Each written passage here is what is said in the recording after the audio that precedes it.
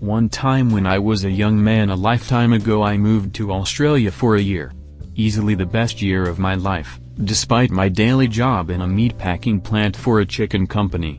I told the boss there I was going solo traveling for 2 weeks and just rode buses down the beautiful eastern coast.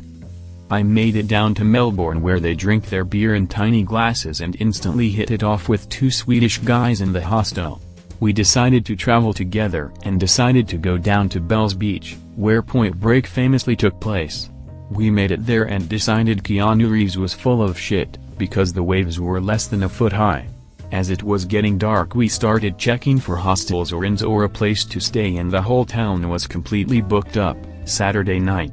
So we decided to go to a nightclub and take the first offer since it was raining and cold. Lars was a very attractive model-esque Swedish guy so of course he got the first offer and went home with a young beautiful Australian lady and gave us the thumbs up on the way out. Ule and I were standing around having some beers when 2 young Australian college women came right up to me. "You are American, right?" they asked. "Yes. We would like to share you." Ule gave me a giant grin and a thumbs up and whispered take the first offer so I went with the girls.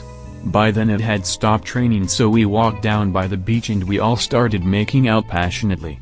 My first threesome.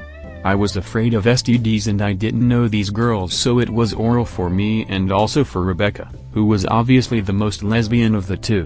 Afterwards we walked to Rebecca's house. She still lived with her parents.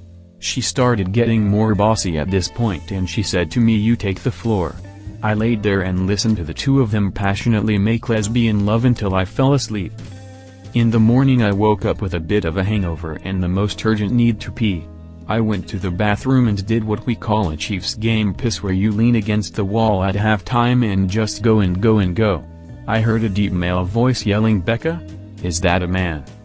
"Oh shit," I said and I grabbed my shirt and ran out the front door and down the road. I didn't even know where I was going, just kept running away from that crazy house. I kept running until I got to downtown Torquay where I found Ule and Lars and we took the bus back to Melbourne. A coming-of-age tale for me that rainy weekend in southern Australia so long ago.